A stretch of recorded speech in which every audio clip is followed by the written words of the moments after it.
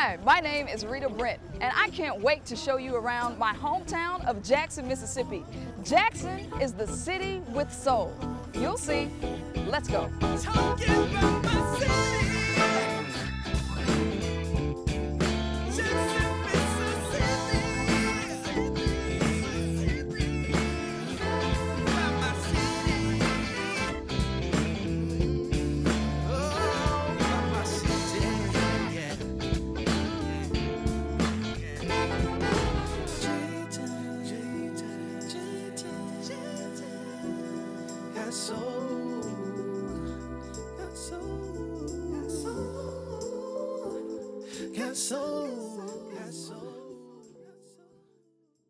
Wow, look at what our farmers give us. And I know we have the best food in the country, from grandma cooks to fancy chefs to everything in between. In Jackson, we love to eat and tell stories. It is our deep-rooted storytelling tradition that is responsible for hundreds of well-known Mississippi writers. I don't know, I think, Come on, let's go see if we can't find some good food and a story to go with it. What's up? Hey, Sam. Rita B, you made it. Of course I did. You invited me. So this is where you work. Yeah, it's the original Mississippi Farmers Market. Nice. This is Terry Sullivan. He's our general manager. Hey, Terry. Hey, Rita. Here in Mississippi, we can grow up to 30 different fruit and vegetable crops. Up in Farms is a unique food hub, which not only supplies our local restaurants and grocery stores with the freshest available produce, but they also assemble these really cool farm packs that you can pick up all over town. Now that's some real F2T. Farm to table, baby. How would I go about getting one? Well, you would go to our website. It's www.upinfarms.com. Click on the Farm Pack tab, and then just go from there. It's very easy to sign up. Thanks so much, Terry. Thanks, Rita. I enjoyed it. I'll see you guys. Right. My good friend Mary Miller is meeting me for lunch. Mary is one of Jackson's youngest literary stars. She's been quite busy lately with her newest book, getting plenty of rave reviews. I'm sure glad she had a second to hang out with me. Congratulations on your new book. Thank you. Yeah, I'm really excited. Yeah, I heard you have a signing tonight. It is. It's tonight at Lemuria. Are you going to be there? Yes. Now, I don't know. I'm probably going to be late. I had a late night. I was at F. Jones till like 4 o'clock in the morning. Oh my gosh. You know, they usually have a band there, and so I was partying. How come you never invite me out for these things? Seriously? Yes. Now, you know, I do not want to become a character in your book. All right. So I got to keep a clean profile. Fair enough. Where do you get the material for your books anyway? Well, Jackson's full of characters. My parents are good material. My sister. Are they cool with that, being your material in your book? My dad doesn't read my books. What? Yeah, no. I've warned him. I told him there was way too much sex. Oh. Well, you got here, so he had to have sex at some point, right?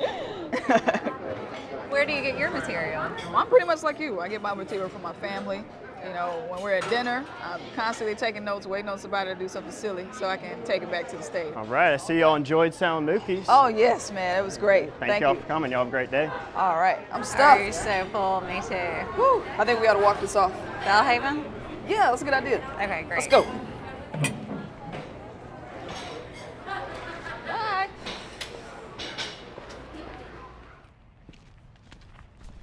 I love walking past all these old houses. Yeah, me too. They're very unique. No house is the same. It's great that they've managed to preserve the character. Yeah, it's not like the suburbs. And also, the neighborhood's full of famous writers and artists. Yeah, that's very true. Oh, I'm working up a sweat. Me too. So how was it being a writer in residence at Ole Miss? It was really great. Yeah, I lived out on Grisham's old property. It's 80 acres. Who are you reading?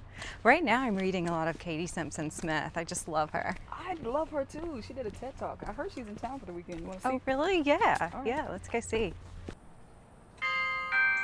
Katie! Hey, Katie. Hey, we were just in the neighborhood. Thought we'd stop by. Nice. I'm just eating some leftover pizza. Hey, we're walking. Do you want to come with us? Can I bring my pizza? Yeah. Let's go. Awesome. Walk and eat. I love the fact that you can just be walking around Bellhaven and come upon Eudora Welty's house. I've never been, actually. You haven't? Like I right know, around the I corner. know. I'm a loser. Oh my I know. gosh. There's so much to do in Jackson. I know.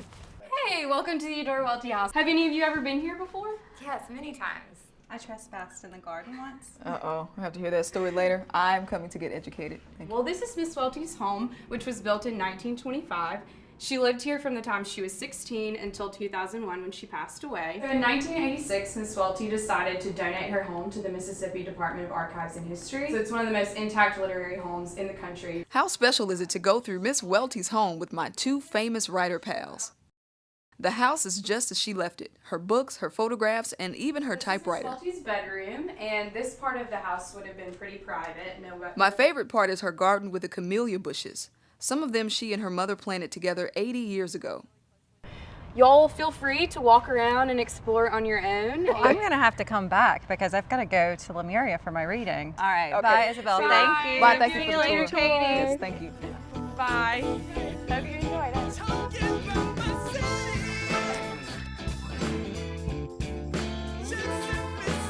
The best bookstore in Jackson. If you come to Jackson, you won't want to miss a trip to Lemuria, one of the best independent bookstores in the country. And its venue for book signings by authors range from President Jimmy Carter to John Grisham. It is a Jackson landmark, and it's so exciting to see Mary in the spotlight. The 8 rooms in the shelter are identical, but decorated with different lamps and bedspreads, different pictures above the beds. I finally got the invite to a weekly potluck dinner hosted by several of Jackson's hottest chefs and entrepreneurs. Mary and Katie lucked out and were able to join me. I know. I had to wait for my mom to finish Jackson has cooking, plenty you of know, delicious old school restaurants to enjoy, but what excites me the most are the new chefs who are constantly widening our cultural food experiences. No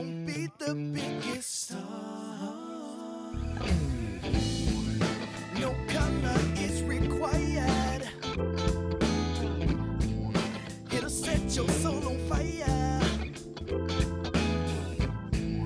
Yeah, the people dancing in the streets. Ain't no telling who you just might meet. Get up! Get up!